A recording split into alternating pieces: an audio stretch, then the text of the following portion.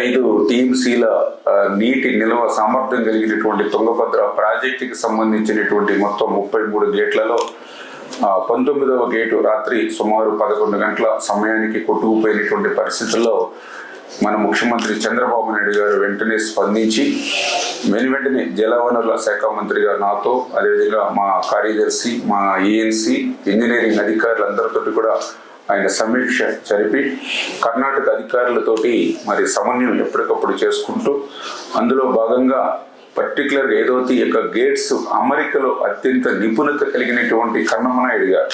మొన్న పోలవరం ప్రాజెక్టు ఆ గేట్ల అమరికలో కూడా ఆయన కీలకంగా వ్యవహరించిన వ్యక్తి. ఆ కన్నమనాయుడు గారి యొక్క సారథ్యంలో ఏదైతే మన రాష్ట్రానికి సంబంధించినటువంటి యొక్క సెంట్రల్ డిజైనింగ్ ఆర్గనైజేషన్ ఏదైతే ఉందో ఆ సిఈ, ఎస్సీ, ఈఈలు వీరందరూ కూడా ఒక బృందంగా ఏర్పడి వెంటనే ఆ కొట్టుకుపోయినటువంటి గేట్కి పునర్నిర్మాణం చేయాలని చంద్రబాబు నాయుడు గారు ఇచ్చిన ఆదేశాలని ఇమ్మీడియట్లీ అమలు చేసుకుంటూ వస్తూ ఉన్నాం. ఏదైతే ఈ యొక్క తుంగభద్ర ప్రాజెక్టు పురాతన ప్రాజెక్టు కావడం వల్ల ఈ యొక్క గేట్కి ఇటువంటి సమస్య వచ్చినప్పుడు ఏదైతే స్టాప్ లాక్ గేట్స్ దీనికి ఆల్టర్నేటివ్ లేకపోవడం వల్ల ఈరోజు 30,000 క్యూసెక్కుల నీరు వరకు కూడా ఆ యొక్క కొట్టుకుపోయిన గేట్ నుంచి కిందకి పోతున్నటువంటి పరిస్థితి. అయితే ఒక్క గేట్ నుంచే ఇంత నీరు పోతే మిగిలిన గేట్స్ కూడా ప్రెజర్ ఏర్పడుతుందనే ఉద్దేశంతో అదేవిధంగా మళ్ళీ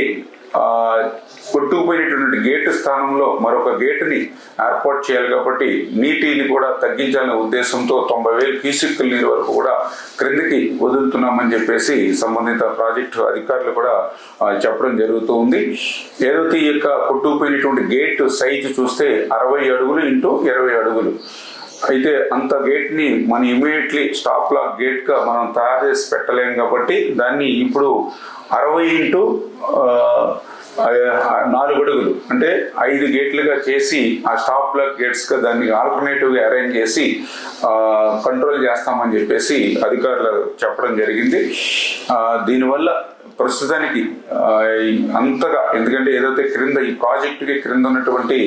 ఏదైతే కర్నూలు, కడప, అనంతపూర్ అంటే ఏదైతే హై లెవెల్ కెనాల్, లో లెవెల్ కెనాల్, కేసీ కెనాల్కి సంబంధించిన ఆయకట్లు ఏవైతే ఉన్నాయో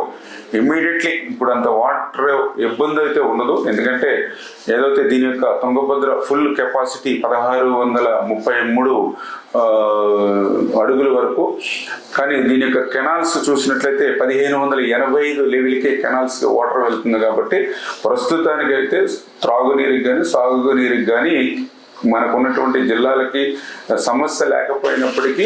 ఈ యొక్క నీటిని నిల్వ చేసుకునేటువంటి సామర్థ్యం తగ్గిపోతుంది కాబట్టి అంటే 105 టీఎంసీల నుంచి 50-40 టీఎంసీలకు వచ్చేస్తుంది కాబట్టి ఫ్యూచర్లో ప్రాబ్లం వస్తుంది కాబట్టి ఈ స్టాప్ లాక్ గేట్స్ ఏవైతే ఉన్నాయో ఇది ఒక 2-3 డేస్లోనే ఇది కంప్లీట్ చేసుకుని రేపు ఫోర్కాస్ట్ కూడా చూస్తే ఆగస్టు 15 తర్వాత మళ్ళీ వర్షాలు వచ్చి మళ్ళీ ఇన్ఫ్లో కూడా ఈ తుంగభద్రకు వస్తుంది కాబట్టి ఈ ఆగస్టులోనే మళ్ళీ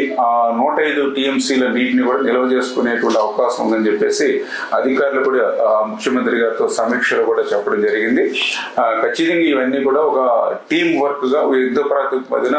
ఎప్పటికప్పుడు రివ్యూ చేసుకుంటూ క్లోజ్ మానిటరింగ్ చేసుకుంటూ వెళ్తామని చెప్పి తెలియజేసుకుంటూ ఎందుకైనా ముందు జాగ్రత్త చర్యగా అక్కడ కర్నూలు కలెక్టర్ గారితో అదేవిధంగా ఆ యొక్క ప్రాజెక్టు కింద ఉన్నటువంటి ఏదైతే కౌతాలం, కోసింగి, మంత్రాలయం, నందవరం ఏదైతే మండలాలు ఉన్నాయో వారి ప్రజలందరినీ కూడా అప్రమత్తంగా ఉండడం, అదేవిధంగా ఏదైతే ఈ క్రింద శ్రీశైలం,